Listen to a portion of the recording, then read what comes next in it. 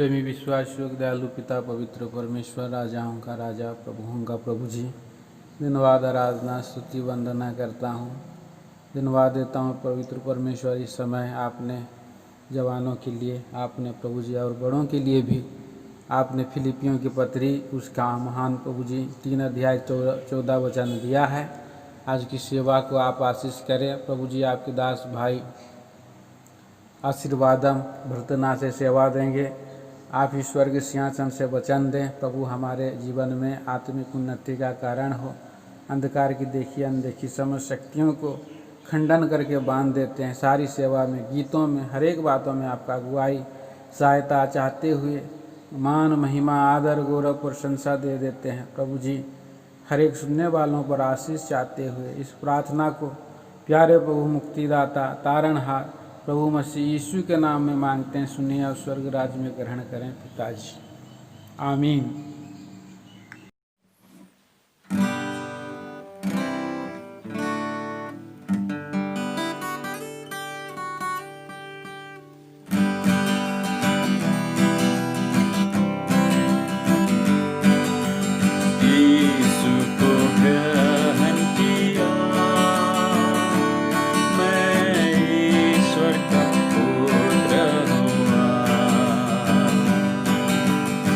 यीशु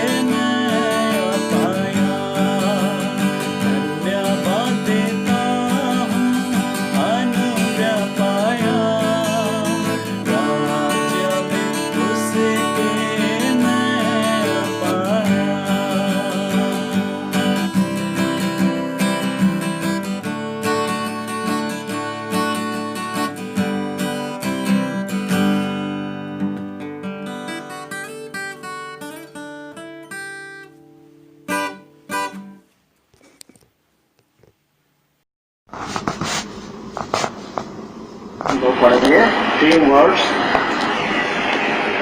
फिलिस्तियों की पत्री 3 अध्याय और उसका 14 पद। निशाने की ओर दौड़ा चला जाता हूँ ताकि वो इनाम पाऊँ जिसके लिए परमेश्वर ने मुझे मसीह यीशु में ऊपर बुलाया है। और एक वचन भाव पढ़ेंगे मरकुस रचित सुसमाचार और उसका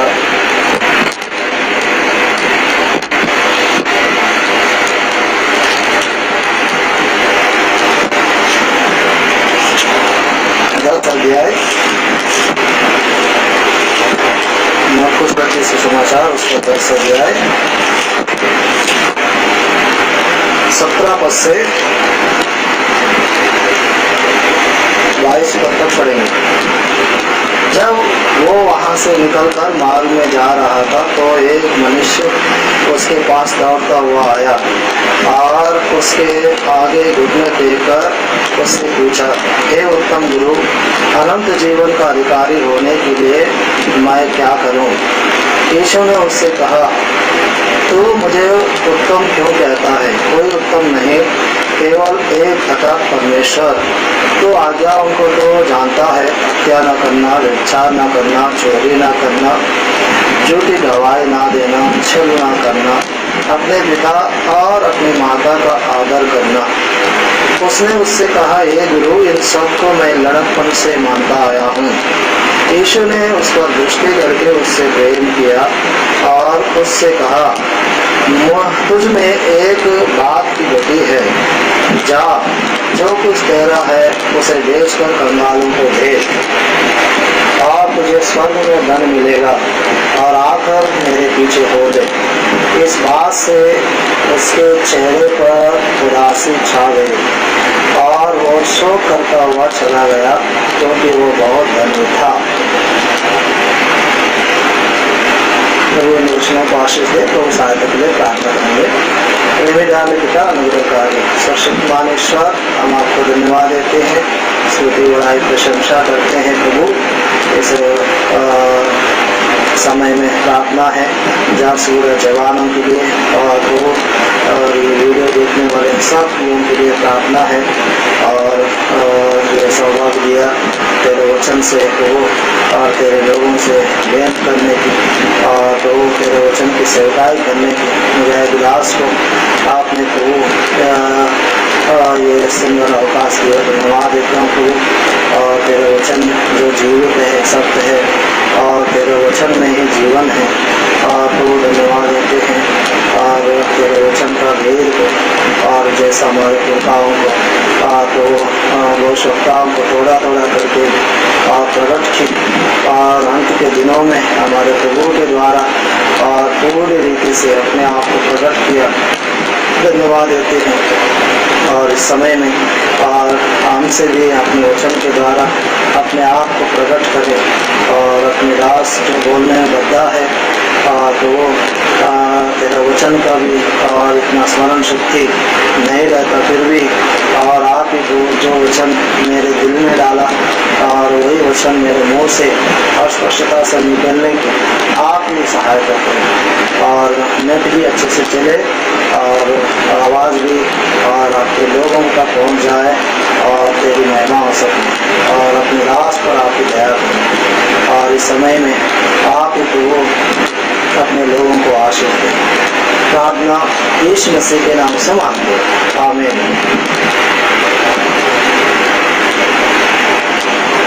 यहाँ पर हम देखते हैं जवानों का मीटिंग है और पौलुस फिलिपियों की किताब 3 अध्याय और उसका 14 पद में निशाने की ओर दौड़ा चला जाता हूँ ताकि वो इनाम पाऊँ जिसके लिए परमेश्वर ने मुझे मसीह यीशु में ऊपर बुलाया है। यहाँ पर पौलुस कहता है निशाने की ओर दौड़ा चला जाता हूँ। सच है, मसीह का जीवन और एक रेस है, दौड़ है और इस दौड़ में और मसीह लोगों को दौड़ना चाहिए और ऐसा दौड़ना चाहिए जो इनाम पा सके। और जिस तरह पौलुस कहता है, और दौड़ में तो सब दौड़ते हैं परंतु इनाम एक ही दे जाता है। पहला कुरिन्थी और उसका 9 अध्याय और उसका 24 पद में हम ये बात को देखते हैं। 9 अध्याय उसका 24 पद। क्या तुम नहीं जानते, दौड़ में तो दौड़ते सभी है परंतु इनाम एक ही ले जाता है। तुम वैसे ही दौड़ो कि जीतो। सच बात है, हमें इनाम पाने वाले जैसा और दौड़ दौड़ना और मसीह जीवन में और इस दौड़ में और विश्वास से हम आरंभ करना है और विश्वास से अंत करना है। क्योंकि पौलुस अपने जीवन से और ये बातों को प्रकट किया है। और इब्रानियों की किताब में और हम देखते हैं 12 अध्याय में और पहला दूसरा पद में, इस कारण जबकि गवाहों का ऐसा बड़ा बादल हमको घेरे हुए हैं, तो आओ हर एक रोकने वाली वस्तु और उलझाने वाले पाप को दूर करके वो दौड़ जिसमें हमें दौड़ना है धीरज से दौड़े। यहाँ पर लिखा है इस दौड़ में और कुछ बातें हैं जो रुकावट डालने वाली हैं, रोकने वाली हैं, और कुछ है उलझाने वाले पाप को भी दूर करने के लिए और उस दौड़ में धीरे से दौड़ने के लिए यहाँ पर इब्रानियों की किताब में हम पढ़ते हैं। और ध्यान देने की बात है और हम उस मसीह की ओर देखते रहने की और उस इनाम पाने की, मसीह ही हमारा लक्ष्य है, इस बात को ध्यान देने की बहुत जरूरी है। यहाँ पर हम देखते हैं हर एक रोकने वाले वस्तु और उलझाने वाले पाप को दूर करना है। हमारे जीवन में कई ऐसे पाप है ऐसे और हम जानते हैं और किस तरह हमारे जीवन में और कितने रुकावट और अपने व्यक्तिगत जीवन में, परिवारिक जीवन में और कलीसिया के जीवन में हम देख सकते हैं। और इस इनाम पाने के और वंचित रह जाते हैं। गलातियों की किताब में भी, गलातियों की किताब में 5 अध्याय में पौलुस कहता है और उसका पढ़ते हैं 5 अध्याय और उसका 7 पद। तुम तो भली भांति दौड़ रहे थे, अब किसने तुम्हें रोक दिया कि सत्य को ना मानो। यहाँ पर लिखा है गलत की पत्री में पौलुस ये बात लिखा, तुम तो भली भांति दौड़ रहे थे, अब किसने तुम्हें रोक दिया कि सत्य को ना मानो। ऐसी सीख तुम्हारे बुलाने वाले की ओर से नहीं है। सच बात है। और कई लोग दौड़ तो आरंभ करते हैं परंतु रुकावट और अपने जीवन में पाते हैं और कोई ना कोई या किसी ना व्यक्ति और उसके जीवन को रुकावट डालते हैं। और पौलुस कहता है तुम तो भली ही बातें दौड़ रहे थे, अब किसने तुम्हें रोक दिया। अभी हमने पढ़ा है एक जवान के बारे में मरकुस रचित सुसमाचार 10 अध्याय में और वो जवान प्रभु यीशु मसीह के पास दौड़ते हुए आया और वो आकर के और उसके सामने घुटने भी टेका और उससे पूछा हे उत्तम गुरु, अनंत जीवन का अधिकारी होने के लिए मैं क्या करूं। यहाँ पर इस जवान और धनवान भी है और इस जवान के अंदर हम देख सकते हैं बहुत बड़ा आसक्ति है और उसने बड़े दौड़ से भी और प्रेम से प्रभु के पास आया और उसके सामने घुटने भी टेका और उससे पूछने लगे, कहा हे उत्तम गुरु, अनंत जीवन का अधिकारी होने के लिए मैं क्या करूं। और उनको जाना प्रभु यीशु मसीह को ये एक उत्तम गुरु है और ये टीचर है और ये सिखा सकता है, ये समझा सकता है। और उससे पूछा अनंत जीवन का अधिकारी होने के लिए मैं क्या करूं। वो चाहता है अनंत जीवन का हासिल करने के लिए और उसको पाने के लिए, इसीलिए उसके लिए कुछ करने के लिए मैं क्या करूं करके उससे यीशु मसीह से पूछने लगा। यहाँ पर हम देखते हैं तुरंत यीशु मसीह उत्तर देते हुए कहा, यीशु ने उसे कहा, तो मुझे उत्तम क्यों कहता है? कोई उत्तम नहीं, केवल एक अर्थात परमेश्वर सबसे बड़ी बात है, और एक ही है जो परमेश्वर है, उत्तम है, भला है, और उसको पहचानने के लिए उसको कहा। और ये भी बात कहा, तो आज्ञाओं को तो जानता है, हत्या ना करना, व्यभिचार ना करना, चोरी ना करना, झूठी गवाही ना देना, छल ना करना, अपने पिता और अपने माता का आदर करना। उनको जो आज्ञाएं व्यवस्था में दिया गया है और उन आज्ञाओं को भी उनको सही दिलाया, तो जानता है इन आज्ञाओं को। फिर उसने कहा, हे गुरु, उन सब को मैं लड़कपन से मानता आया हूँ। यीशु मसीह पूछने लगे, कहने लगे, तू जानता है? पूछा, परंतु इसने तो कहा मैं लड़कपन से और उसको मानता आया हूँ। श्रेष्ठ बात है आज्ञाओं को मानना, और जैसा पुराना नियम में व्यवस्था में दिया गया है, और ये इजराइल लोगों को एक आदत है, ये 10 आज्ञाएं उनको याद आता है और उनके मुंह में कंठस्थ है और इनको पालन भी करते हैं।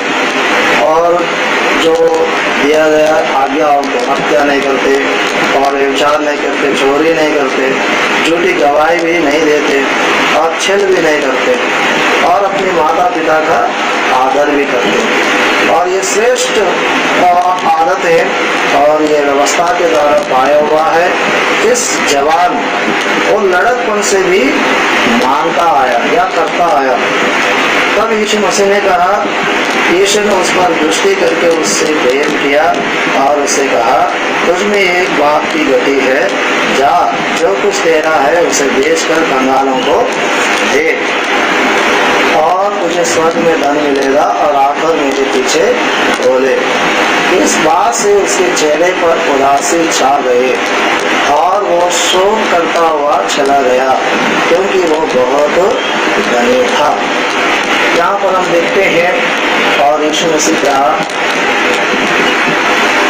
तुझ में एक बात की गति है और उसको क्या करना है? इस गति को पूरा करना है तो जा और अपना धन बेचकर कंगालों को दे। जब कंगालों को देता है तो वो गरीब नहीं होता है। यहाँ पर लिखा है स्वर्ग में धन मिलेगा, माने तुम्हारा धन और कहीं नहीं जाएगा, वो धन स्वर्ग में आपको मिल जाएगा, और आकर मेरे पीछे बोले। इस जवान इतना अभिलाषा से, आसक्ति से दौड़ते हुए प्रभु के पास आया और घुटने भी टेका और उससे कहने भी लगा। और परंतु जब उसको जो गुरु, जो उत्तम गुरु थे और प्रभु यीशु मसीह थे, जो बात उनसे कहा गया, और उसने उस बात को सुन करके और उसके चेहरे पर उदासी छा गया और वो शोक करता हुआ और वो वापस चला गया, क्योंकि वो बहुत बड़ा धनी था। इस दृष्टांत से, इस घटना से हम लोग बहुत बातें सीख सकते हैं।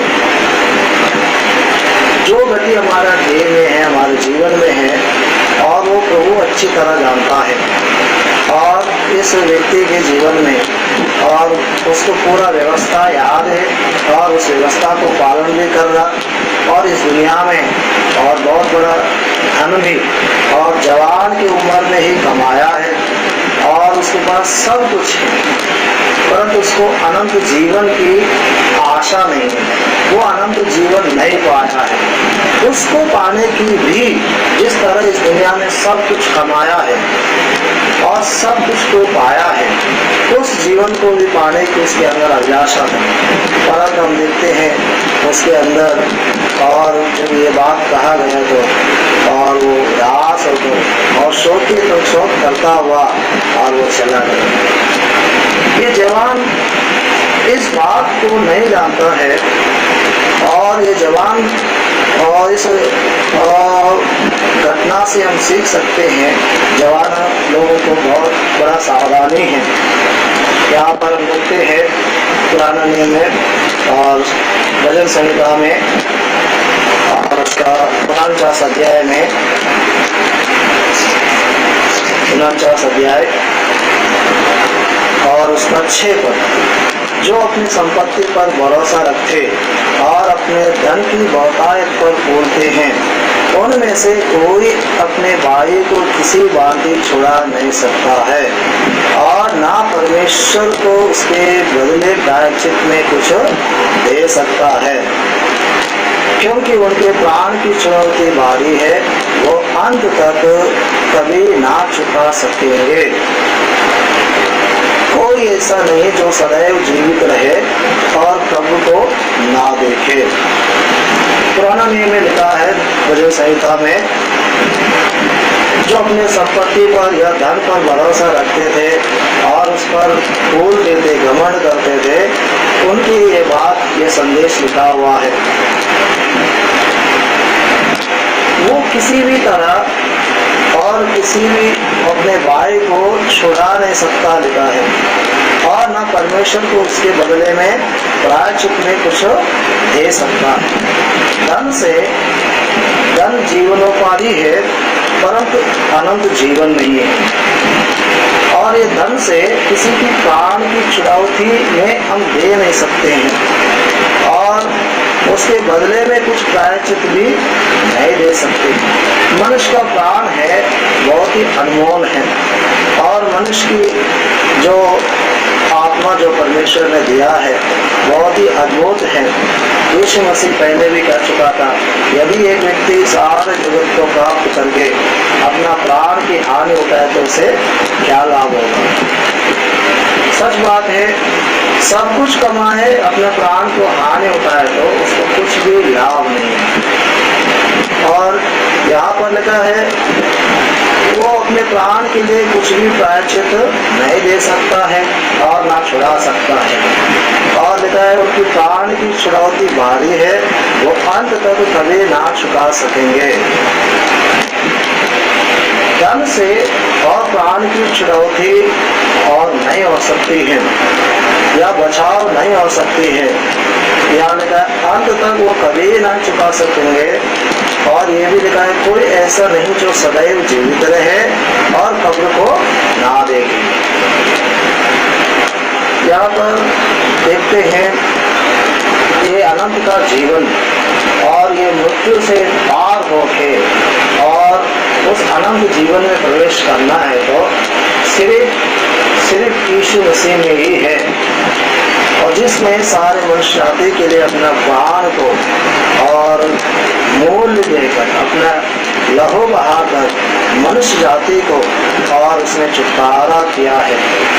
यीशु मसीह जगत में जब आया था और यूहन्ना रचित सुसमाचार में 1 अध्याय से लेकर आखिरी अध्याय तक अनंत जीवन के बारे में लिखा हुआ है, हम देख सकते हैं। और पहला अध्याय में यीशु मसीह में एक अनंत जीवन है करके लिखा है। पहला अध्याय यूहन्ना रचित सुसमाचार पहला अध्याय और उसका 4 पद, उसमें जीवन था। यीशु मसीह में जीवन है और हम देखते हैं और ये जीवन और परमेश्वर ने और यीशु मसीह के रूप में और अपने पुत्र के रूप में इस जगत में भेजा है।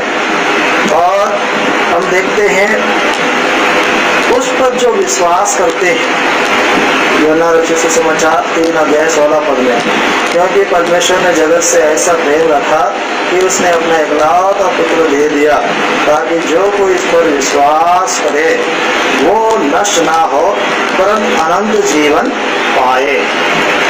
कितना अद्भुत बात है, परमेश्वर ने और अपने अनंत काल के प्रेम से अपने पुत्र को, जिसमें जीवन था और जिसने मृत्यु को और नाश करके जीवन अमरता को प्रकट करने वाला था, और उस परमेश्वर को इस जगत में अपने पुत्र के रूप में भेजा और उसको दे दिया हमारे आपके प्रायश्चित में और हमारे आपके प्राण की छुड़ौती के प्रायश्चित में उसको दे दिया। अभी हमें कुछ करने की जरूरत नहीं, सिर्फ विश्वास करने की जरूरत है। यहाँ पर लिखा है परमेश्वर ने जगत से ऐसा प्रेम रखा कि उसने अपना इकलौता पुत्र दे दिया ताकि जो कोई इस पर विश्वास करे वो नष्ट ना हो परंतु अनंत जीवन पाए। सिर्फ विश्वास करे तो यीशु मसीह मेरे लिए अपना प्राण दे दिया है और उसने मृत्यु को जीत लिया है, और ये बात को जब हम विश्वास करते हैं उस नरक से हम बच जाएंगे, अनंत जीवन पाएंगे। क्योंकि यीशु मसीह इसे यूहन्ना रचित सुसमाचार में बार बार यही बात कहा। पढ़िए 6 अध्याय में, और हम देखते हैं अनंत जीवन के बारे में 29 पद में लिखा है। यीशु ने उन्हें उत्तर दिया, परमेश्वर का कार्य यह है तुम पर विश्वास करो जिसे उसने भेजा है, विश्वास करने के। और हम देखते हैं विश्वास करना बहुत ही जरूरी है। 5 अध्याय में 24 पद में भी कहा, मैं तुमसे सच सच कहता हूँ जो मेरा वचन सुनकर मेरे भेजने वाले पर विश्वास करता है अनंत जीवन उसका है और उस पर दंड की आज्ञा नहीं होती, परंतु वो मृत्यु से पार होकर जीवन में प्रवेश कर चुका है। यीशु मसीह खुद स्वयं ये बात कहने लगे, मैं तुमसे सच सच कहता हूँ जो मेरा वचन सुनकर मेरे भेजने वाले पर विश्वास करता है अनंत जीवन उसका है। इस जवान से परमेश्वर ने कहा है, परंतु उसने सुना परंतु उसको किया नहीं। परंतु यहाँ हम लोगों से भी सच सच में परमेश्वर कहने लगा, तो मेरा वचन सुनकर विश्वास करे तो ये अनंत जीवन हासिल कर सकते हैं। और लिखा है उस पर दंड की आज्ञा नहीं, परंतु वो मृत्यु से पार होकर जीवन में प्रवेश कर चुका है। सच बात है, जब आप विश्वास करोगे और ये अनंत जीवन को आप हासिल कर सकते हैं। और दूसरा है कोई दंड की आज्ञा और आपके ऊपर नहीं, और ये अनंत जीवन को आप हासिल कर सकते हैं। और दूसरा है कोई दंड की आज्ञा और आपके ऊपर नहीं होगा, और मृत्यु से पार होकर जीवन में प्रवेश कर चुका। ये श्रेष्ठ अनुभव है। इस पृथ्वी में ही उस अनंत जीवन का और अनुभव कर सकते हैं और चख सकते हैं उस पर विश्वास करने के द्वारा, उसकी बात मानने के द्वारा। और यहाँ पर हम देखते हैं यूहन्ना रचित सुसमाचार उसका पढ़ते हैं अध्याय में और उसका 3 पद, अनंत जीवन यह है जो वे तुझ एकमात्र सच्चे परमेश्वर को यीशु मसीह को जिसे तू भेजा है जाने। उसको जानना और उस पर विश्वास करने से ये अनंत जीवन को हम हासिल कर सकते हैं। यूहन्ना 21 अध्याय में और उन्होंने कहा है 20 अध्याय में, और बहुत सारी बातें घटनाओं को लिखते हुए अंत की बात और ये बातें लिखा है। यूहन्ना रचित सुसमाचार और उसका 20 अध्याय 30 और 31 पद। यीशु ने और भी बहुत से चिन्ह चेलों के सामने दिखाए जो इस पुस्तक में लिखे नहीं गए, परंतु ये इसीलिए लिखे गए हैं कि तुम विश्वास करो कि यीशु ही परमेश्वर का पुत्र मसीह है और विश्वास करके उसके नाम से जीवन पाओ। इतनी सारी बातें यूहन्ना रचित सुसमाचार में 20 अध्याय तक बहुत सारी घटनाएं और चिन्ह और चमत्कार जो यीशु मसीह ने किया है, उन बातों को सब अच्छे से वर्णन करते हुए, और लिखने के तो बहुत था, पर उन्होंने कहा ये सब बातों को लिखे जाए तो ये संसार भी समा नहीं सकता। ऐसी ऐसी कामें परमेश्वर ने किया, परंतु जो बातें उन्होंने लिखा है उनको देख के क्या करना है, ये बातें इसीलिए लिखे गए हैं तुम विश्वास करो कि यीशु ही परमेश्वर का पुत्र मसीह है और विश्वास करके उसके नाम से जीवन पाओ। इस जवाब यीशु मसीह के पास आया है, वो विश्वास से नहीं आया। इसी कारण से वो उस अनंत जीवन को नहीं पाया। जिसमें वो जीवन का जो जीवन दाता था, उस जीवन दाता को उसने पहचाना नहीं था। उस समय के लोग जो इजराइल देश में थे, वे लोग उस जीवन दाता को या जीवन के कर्ता को नहीं जानते थे, इसीलिए उसको मार भी डाले थे। लिखा है प्रेरितों के काम में 3 अध्याय में और 15 पद में, तुमने जीवन के कर्ता को मार डाला, जिसे परमेश्वर ने मरे हुए में से जिलाया, और हम इस बात के गवाह है। वो जीवन का कर्ता थे, परंतु उस समय के लोग वो जीवन का कर्ता करके नहीं जाने थे। परंतु उसके चेलों ने उसके साथ देखा और उसके साथ संगति की, 3.5 साल देख के और उसके पुनरुत्थान को भी देख करके और इस बात को जोर से गवाही देते रहे। उन्होंने कहा, तुमने जीवन के कर्ता को मार डाला, जिसे परमेश्वर ने मरों में से जिलाया, और इस बात का हम गवाह है। और पतरस भी इस बात को जोर देकर कह रहा है, वो जीवन का कर्ता है। इस जवान यीशु मसीह के पास आया है, वो उत्तम के गुरु के रूप में और उसने जाना है, परंतु वो उसमें जीवन है, वो जीवन का कर्ता करके, वो जीवन देने वाला करके वो नहीं जाना, ना उस पर विश्वास किया। ये कितने दुख की बात है।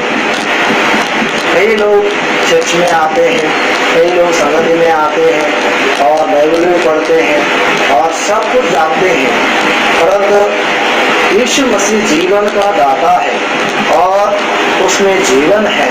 वो जीवन हमें देने के लिए इस पृथ्वी पर आया है और अपने जान दे करके, अपने प्राण दे करके वो जीवन हमें दिया है करके ये विश्वास नहीं करते। अगर आप ऐसे है तो ये मौका है, आप मसीह पर विश्वास करिए। ये अनंत जीवन को आप भी पा सकते हैं और ये अनंत जीवन की बातों को तभी आप समझ सकते हैं, चाहे दुनिया और आपको और छोड़े, चाहे दुनिया के कोई भी परिस्थिति इस जीवन पाने वाला को रोक नहीं सकता है।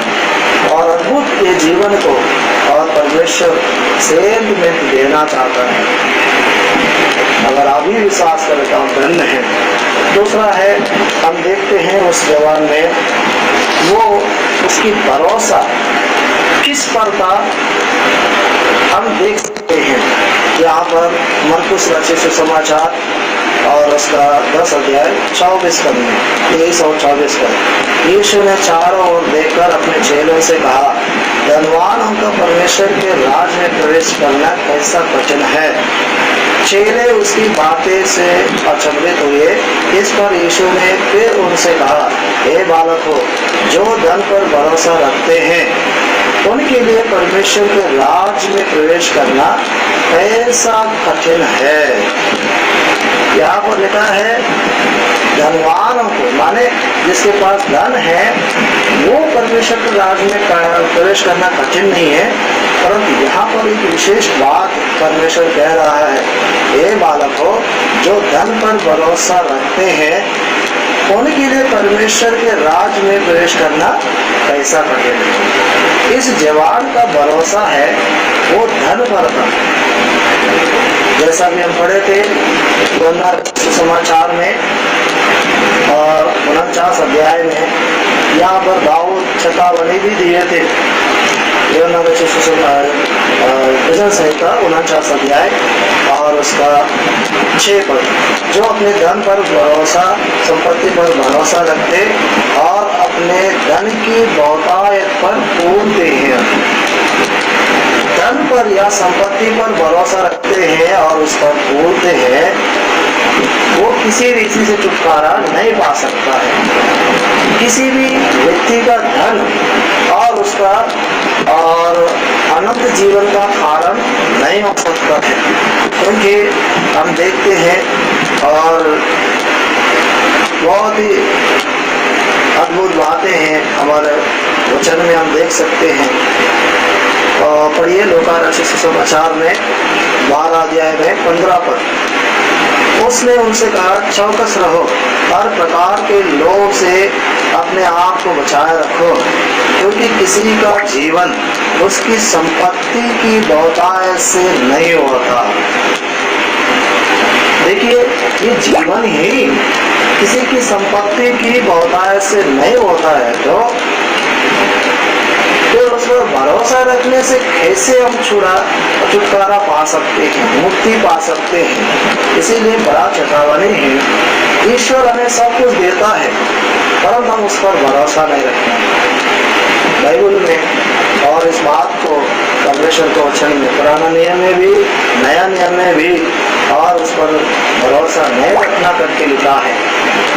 अगर आपके पास धन नहीं है तो भी आप चिंता मत करिए, क्योंकि हमारा परमेश्वर हमारा सहायक है।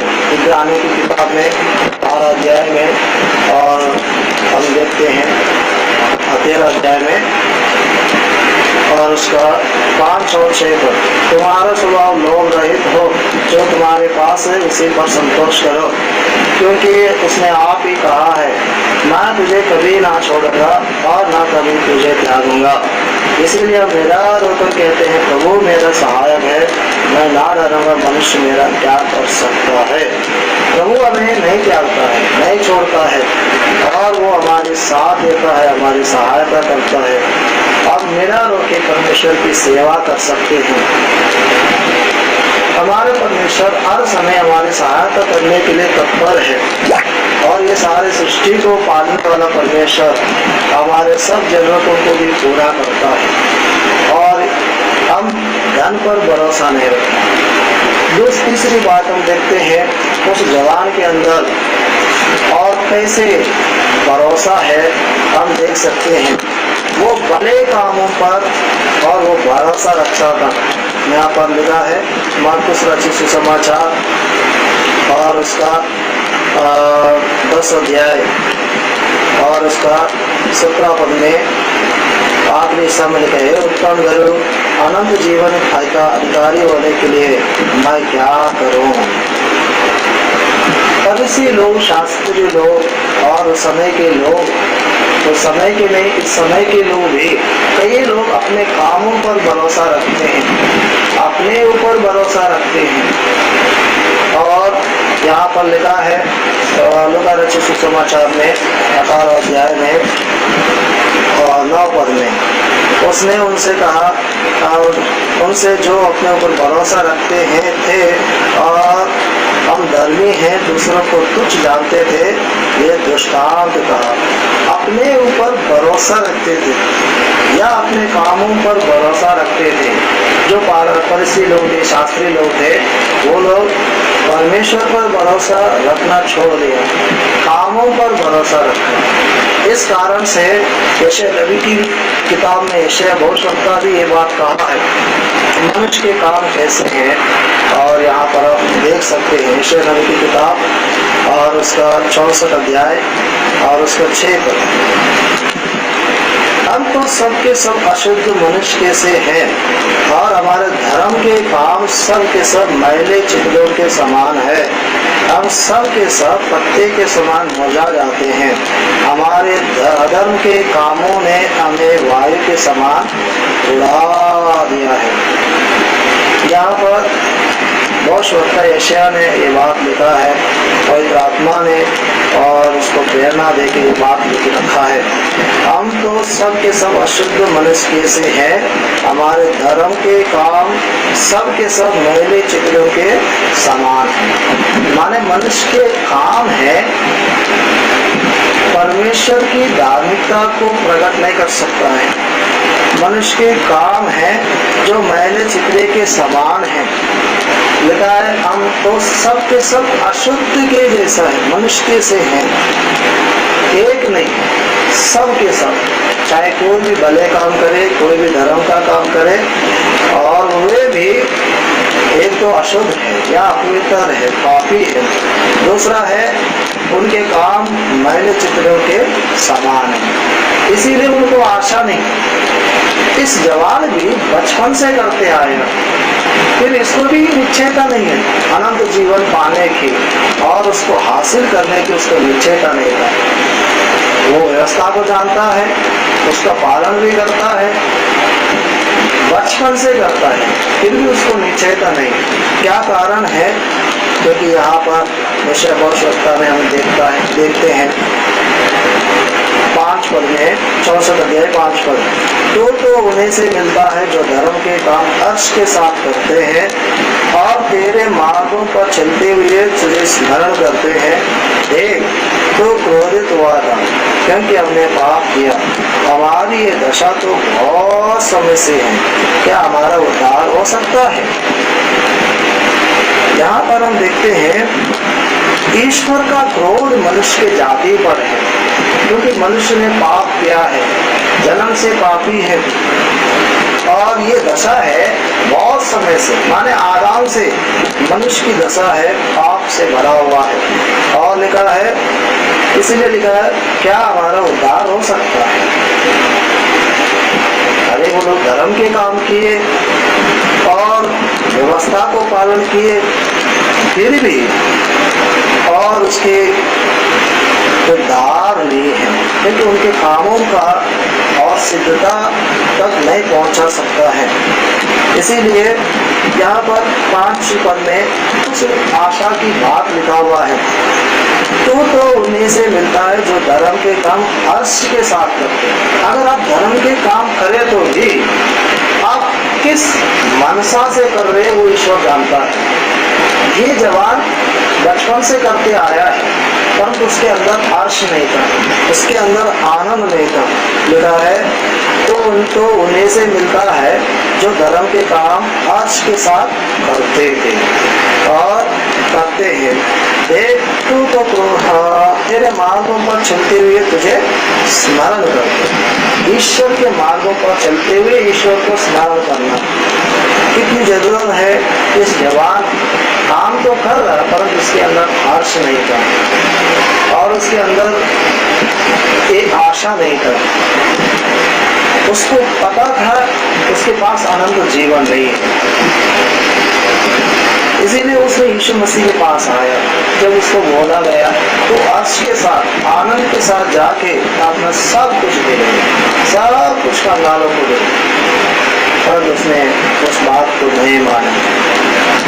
एक हम लोगों को बहुत बड़ा एक आशा का वचन है, अगर आप कुछ काम करना चाहें जो ईश्वर को जो प्रेरणा देता है, जो आपके दिल में और करने की लालसा है, यह ईश्वर आपसे कहता है, तो उसको हर्ष के साथ करें। तो अगर आप करें तो आपसे परमेश्वर आनंदित हो जाएगा। और लिखा है, उसके मार्ग पर चले। इस जवान ना हर्ष के साथ किया, ना यीशु मसीह के मार्ग में यीशु मसीह के पीछे चला। परंतु यहाँ पर लिखा है, तेरे मार्ग पर चलते हुए तुझे स्मरण कर। परमेश्वर के मार्ग में चलते हुए उसको स्मरण करना बहुत ही जरूरी है। कुरिन्थियों की किताब में, दूसरा कुरिन्थियों की किताब में तो यहाँ पर पौलुस कहता है, दूसरा कुरिन्थी 9 अध्याय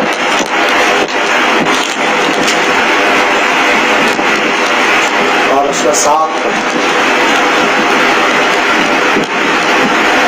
6 और 7 पर। तुरंत ये बात ये है, जो थोड़ा बोता है वो थोड़ा काटेगा भी, जो बहुत बोता है वो बहुत काटेगा। और एक जन जैसा मन में ठाने वैसा ही दान करे, ना कुरुकुर में और ना दबाव से, क्योंकि परमेश्वर हर्ष से देने वाले से प्रेम रखता है।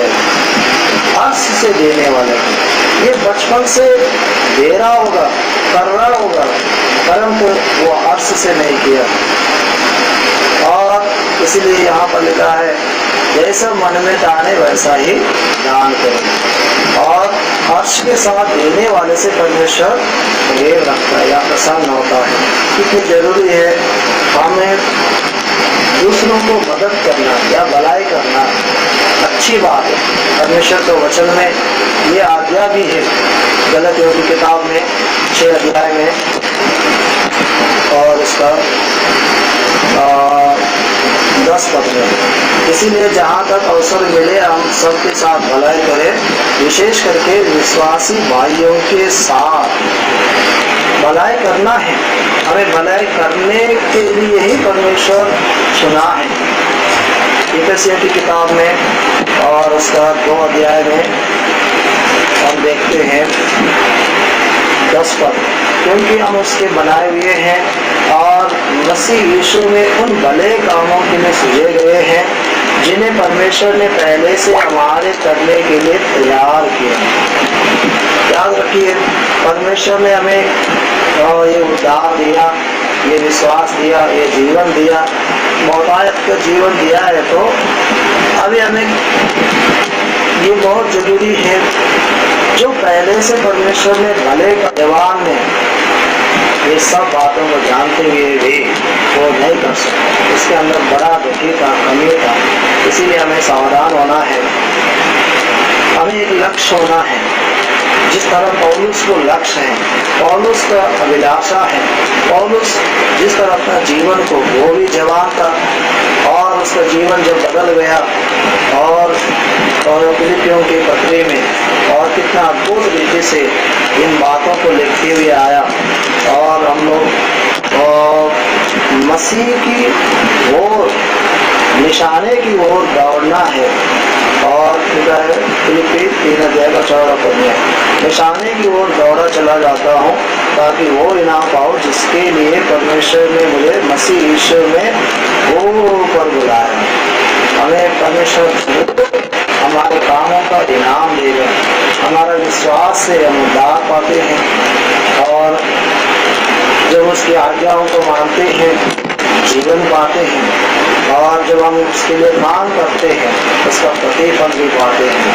तो वो हमारी सहायता करे और यही हमारा लक्ष्य हो, मसीह हमारा जीवन हो, मसीह हमारा आदर्श हो, मसीह हमारा निशाना रखे, मसीह से हम सामर्थ्य पाते और सब कुछ कर सके।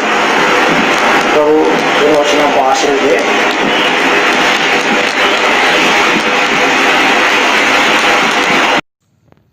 प्रेमी विश्वासियों पिता परमेश्वर, राजाओं का राजा, प्रभुओं का प्रभु जी, हृदय से मैं धन्यवाद, आराधना, स्तुति, वंदना करता हूँ। आपने प्रभु जी बहुमूल्य अवसर दिया आपके दास भाई आशीर्वादम के द्वारा। प्रभु जी आज उस महान प्रभु जी, उस स्वर्गीय बुलाहट, ऊंची बुलाहट उस जवान व्यक्ति को दिया था प्रभु आपने, परंतु एक बात की घटी थी प्रभु जी। एक बात क्या, हमारे जीवन में बहुत सारी बातों की घटी है कि हम उस निशाने की ओर दौड़ने में चूक जाते हैं। प्रभु अनुग्रह दिखा, सहायता कर, महान प्रभु पवित्र परमेश्वर, उन बातों से हम चुके ना, वरन आगे बढ़ते हुए आपके राज और महिमा के लिए तैयार हो सके। दयालु प्रभु जी, संपूर्ण रीति से अपने आप को दे देने के लिए सहायता चाहते हैं। अनुग्रहकारी प्यारे प्रभु, बाकी समय साथ रहें। इस प्रार्थना को सुनिए प्रभु, आपके दास को जो उत्तर प्रदेश कारमेल प्रार्थना, हेरमोन प्रार्थना घर में प्रभु जी जो सेवा कर रहा है, हमारा प्रिय भाई आशीर्वाद हम बहुत आशीष करें, उनकी सेवाओं को बढ़ाएं और समय पर आप ही प्रभु जी आप जोड़ें, प्रार्थना है। प्रभु जी प्रार्थना करता हूँ उनका धर्म का फल को और बढ़ाएं प्यारे प्रभु परमेश्वर, और जो सेवा है फलवंत करे। संपूर्ण आदर मान दे करके प्रार्थना मुक्तिदाता तारणहार प्रभु यीशु क्रिस्त के नाम में मांगते हैं, सुनिए, स्वर्ग राज्य में ग्रहण करें पिताजी, आमीन। प्रभु यीशु मसीह का अनुग्रह, परमेश्वर पिता का प्रेम, पवित्र आत्मा की मीठी और गहरी सहभागिता हमारे और सारे संतों के साथ आपसे लेकर सदा सर्वदा तक होती रहे, आमीन। सभी भाई बहनों को जय मसीह की।